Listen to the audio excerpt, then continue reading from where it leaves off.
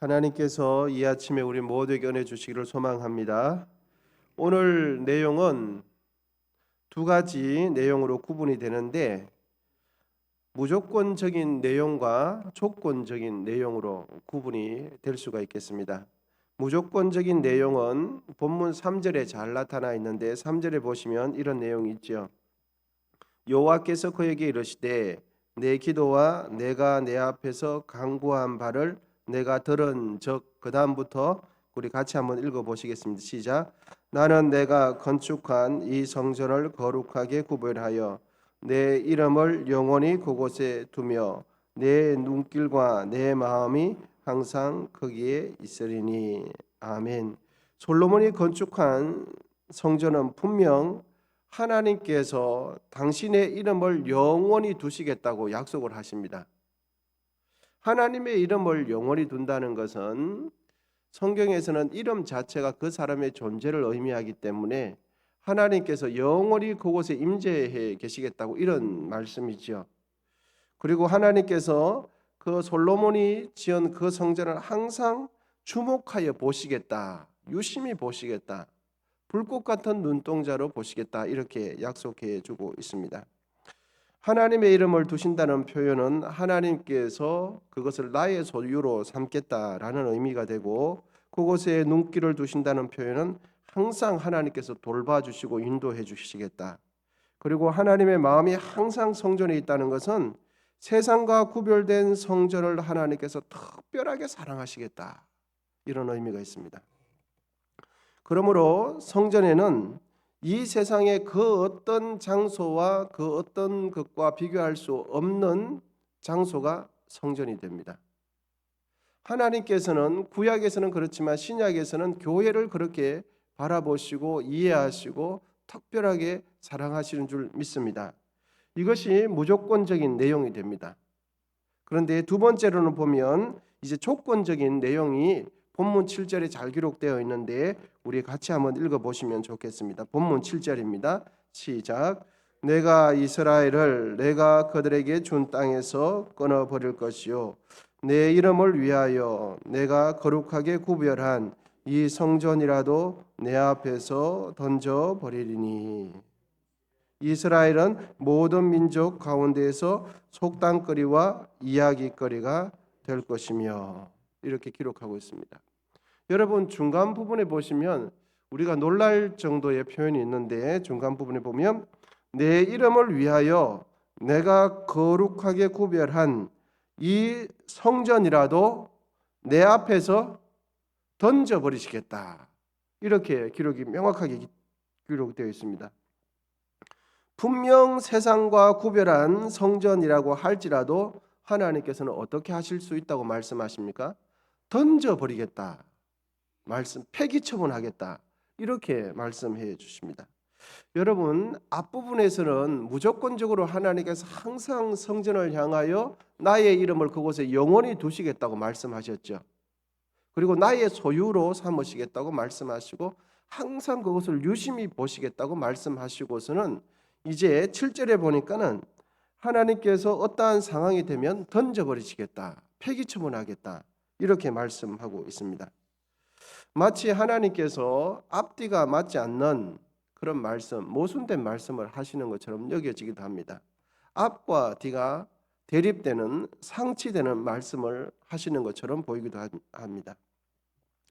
그런데 여러분 성전과 관련해서 에레미야 시대에 보면 하나님께서는 에레미야 선지자에게 이스라엘 백성들이 다 들을 수 있도록 이렇게 예언하도록 예언의 메시지를 에레미야에게 주었는데 에레미야가 이스라엘 백성들에게 선포한 메시지는 이것입니다.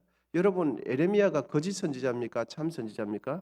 참 선지자지 않습니까? 그러므로 에레미야가 선포한 그 메시지는 하나님의 입술에서 나온 메시지거든요. 그리고 그 말씀은 진리가 되는데 어떤 메시지를 선포했냐 하면 이것입니다. 너희는 이것이 여호와의 성전이라 여호와의 성전이라 여호와의 성전이라 하는 거짓말을 믿지 말라. 이 말을 하는 거예요. 그러니까 그 당시에 거짓 선지자들은 예루살렘 성전을 바라보면서 이것이 하나님의 성전입니다. 하나님께서 이곳에 계십니다. 하나님께서 이곳을 통하여 평안을 주십니다. 라고 거짓 선지자들이 이러한 메시지를 외쳤어요. 그런데 참 선지자 되는 에레미야 선지자는 어떤 메시지를 선포했냐 하니까 거짓 선지자들이 말하는 그 내용과 정반대대로 이것은 예루살렘 성전을 향하여 가르쳐서 이것은 하나님의 성전이 아니다. 이것은 하나님의 성전이 아니다. 이렇게 외친 거예요. 여러분, 예루살렘 성전이 하나님의 성전 맞습니까? 안 맞습니까? 예루살렘 성전 하나님의 성전이 맞는데 성전이 성전으로서의 기능을 하지 못하니까 성전이 아닌 거예요. 외형적으로는 예루살렘 건물이 하나님의 성전 맞죠. 그런데 그 당시에는 그 성전 안에 온갖 더럽고 추하고 우상을 다 섬겼거든요. 성전은 누구를 섬겨야 됩니까? 하나님을 섬겨야 되죠. 그런데 그 성전이 하나님을 섬기지 않고 우상을 섬겼어요. 기회가 되면 구체적으로 살펴볼 수 있을 텐데 아무튼지 간에 에레미야 선지자는 예루살렘 성전을 향하여서 타락한 예루살렘 성전을 향하여서 이것은 여호와의 성전이 아닙니다. 이것은 여호와의 성전이 아닙니다라고 말했는데 그것이 진리였습니다, 여러분. 이런 무서운 메시지 앞에서도 이스라엘 백성들이 회개하며 돌이키지 않자 하나님께서는 하나님의 이름을 두신 오늘 본문에 있는 솔로몬 왕에게 약속했죠. 영원히 나의 이름을 그 성전 가운데 두리라고 했던 그 약속을 하나님께서는 예루살렘 성전을 바벨론에 의해 멸망당하게 하는 것을 허락함으로 성전을 던져버렸습니다. 성전이 멸망하도록 만들었어요.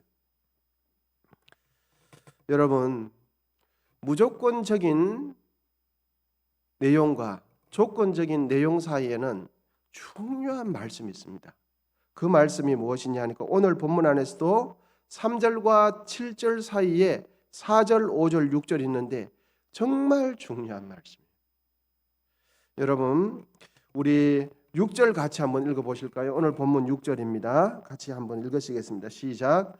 만일 너희나 너희 자손이 아주 돌아서서 나를 따르지 아니하며 내가 너희 앞에 둔 나의 계명과 법도를 지키지 아니하고 가서 다른 신을 섬겨 그것을 경배하면 그 다음 이어지는 말씀이 무엇입니까, 여러분? 7절이거든요.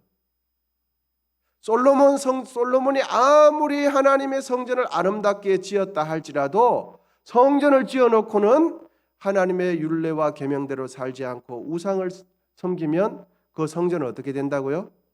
던져짐을 당한다 말씀하는 것입니다. 여러분, 여기서 주는 메시지가 무엇입니까? 우리가 주를 위해서 아무리 큰 일을 하든지 어떤 일을 하든지 큰 일을 해놓고 나서는 하나님 말씀대로 살지 않습니다. 하나님 뜻대로 살지 않습니다. 하나님께서 주신 계명대로 살지 않아요. 그러면 어떻게 될까요? 나는 큰 일을 했기 때문에, 나는 주를 위해서 엄청난 희생을 했기 때문에, 주를 위해서 많은 것을 드렸기 때문에 여러분, 하나님 말씀 뜻대로 살지 않아도 제외가 되겠습니까? 아닙니다. 정말 무서운 말씀이면서 이 말씀이 진리입니다. 이제 신약에 와서 여러분 신약으로 한번 넘어오시면 성전의 형태가 신약에서는 바뀌지요. 성전이 무엇이 성전이 됩니까? 우리 자신이 성전이 되죠. 우리 자신이 어떻게 성전이 됩니까? 성령을 통해서 우리 속에 영혼 속에 하나님께서 들어오시기 때문에 하나님께서 임재해 계시는 곳이 성전이 되죠. 그래서 신약에서는 성전의 형태가 바뀌는데 예수님께서는 놀랍게도 제자들에게 이 말씀을 해주십니다. 마태복음 5장 13절인데 읽어드리겠습니다. 예수님께서 제자들에게 하시는 말씀인데 너희는 세상의 소금이니 소금이 만일 그 맛을 잃으면 무엇으로 짜게 하리요? 후에는 아무 쓸데 없어 다만 밖에 버려져 사람들에게 밟힐 뿐이니라 말씀합니다. 소금이 소금으로서의 맛을 잃으면 어떻게 된다고요? 예, 쓸데가 없기 때문에 버려진다. 그리고 사람들에게 밟히게 된다 말씀해 주십니다. 여러분, 여기서 성전에 대한 하나님의 무조건적인 말씀과 조건적인 말씀이 보면 언뜻 보면 상치가 되는 것처럼 보이지만 그렇지 않습니다. 이 말씀 속에서 구약의 성전과 신약의 교회를 향한 하나님의 본질적인 의미를 확인할 수가 있습니다. 나는 내가 건축한 이 성전을 거룩하게 구별하여 내 이름을 영원히 그곳에 두며 내 눈길과 내 마음이 항상 거기 있으리니 라는 이 무조건적인 말씀은 무엇이 전제가 되냐 하면 성전이 성전으로서의 기능, 교회가 교회로서의 기능을 유지할 때 해당되는 말씀이에요.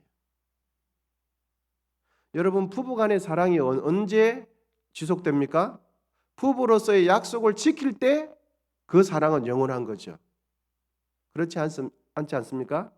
부부가 서로의 약속을 하고 나면 그 신뢰를 영원토록 죽음 앞에서까지 지킬 때 부부로서의 그 약속이 유효한 거죠. 여러분, 결혼 반지가 무엇 때문에 의미가 있습니까? 결혼 반지만 끼면 결혼이 영원한 것입니까? 아닙니다. 결혼 반지보다 더 중요한 것은 서로가 서로에 대한 신뢰가 영원할 때 그 결혼 반지가 의미 있는 거죠. 본질이 사라지면 껍데기만 남게 되죠. 여러분, 성전이 성전으로서의 기능을 상실하게 되면 그 성전은 성전으로서의 의미가 다 사라지기 때문에 무엇만 남게 되느냐 하면 건물만 남게 되는 거예요. 건물은 껍데기죠. 그래서 그렇게 되면 성전은 성전이 아니기 때문에 그 건물 안에 그곳에서 드려지는 예배를 하나님께서 받지 않으면, 그곳에서 드려지는 찬양과 기도를 하나님께서 받지 않으시면 어떻게 되겠습니까? 성전으로서의 기능을 하지 못하게 되는 거예요.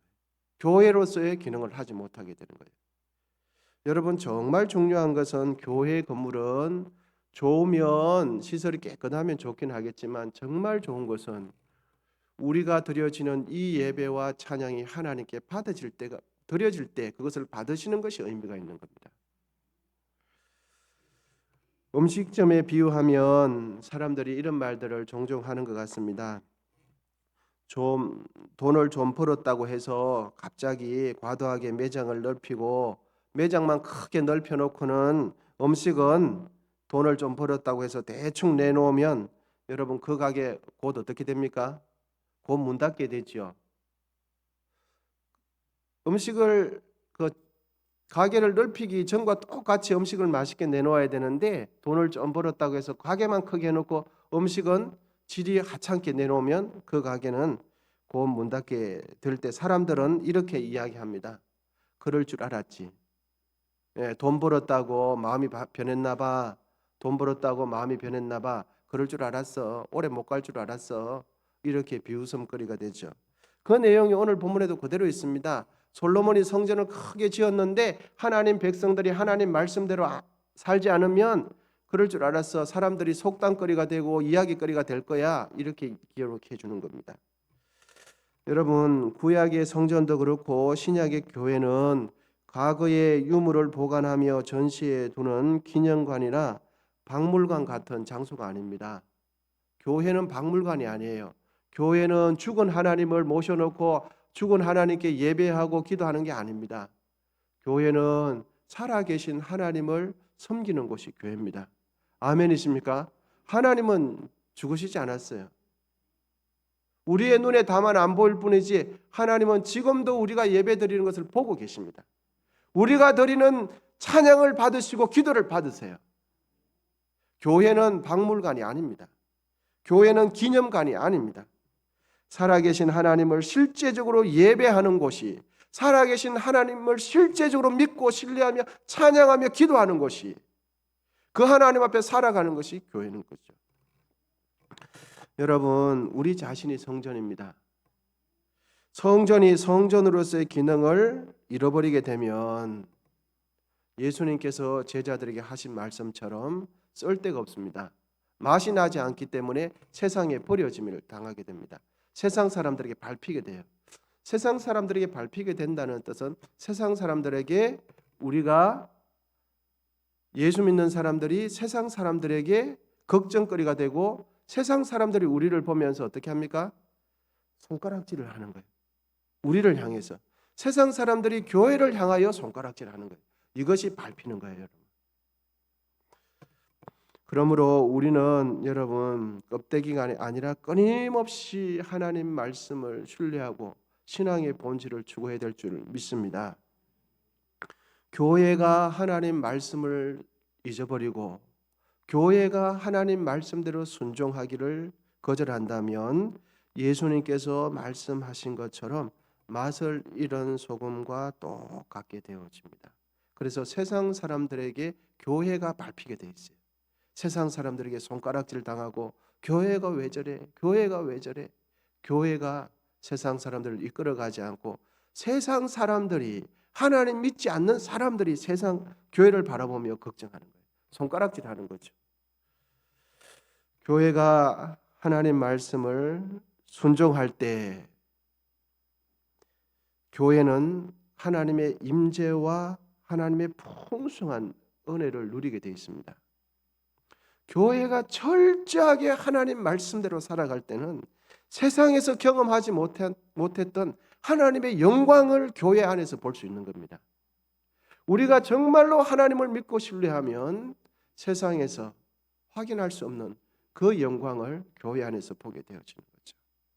그래서 오늘 이 말씀은 솔로몬이 하나님 앞에서 성전을 건축하고 난 뒤에 하나님께서 기도할 때 하나님께서 주신 말씀이에요. 정말 너의 손으로 이 성전을 지었다 할지라도 여호와의 율례와 계명을 지키지 아니하면 어떻게 말씀하십니까? 7절에 있는 그 말씀입니다. 내가 이 곳에 영원히 여호와 이름을 두겠다고 말씀하셨지만 던져버리겠다 말씀하신 것입니다. 여러분, 우리 모두 하나님 앞에 하나님의 말씀 붙들고 오늘도 승리하시기를 축원드립니다. 기도하겠습니다. 하나님 아버지 감사합니다. 오늘도 새날을 허락해 주시고 하나님 기뻐하는 날을 살아갈 수 있도록 도와주시옵소서. 정성껏 애물들인 귀한 손길 가운데 함께 하시고 언성에 속한 사랑하는 모든 교우님들, 성도님들 가정과 직장 가운데 은혜 베풀어 주시고 이 나라와 민족 가운데 주여 인도해 주시옵소서. 이제는 우리 주 예수 그리스도의 은혜와 하나님 아버지의 담없는 사랑과 성령의 교통하심이 나 자신뿐만 아니라 우리 교회가 더욱 하나님을 잘 섬기는 공동체가 되기 위하여 기도하기로 헌신하는 우리 모두 위에 이제로부터 영원히 함께 하시기를 간절히 축원하옵나이다. 아멘. 이제 주여 삼창하시고 계속해서 기도하도록 하겠습니다.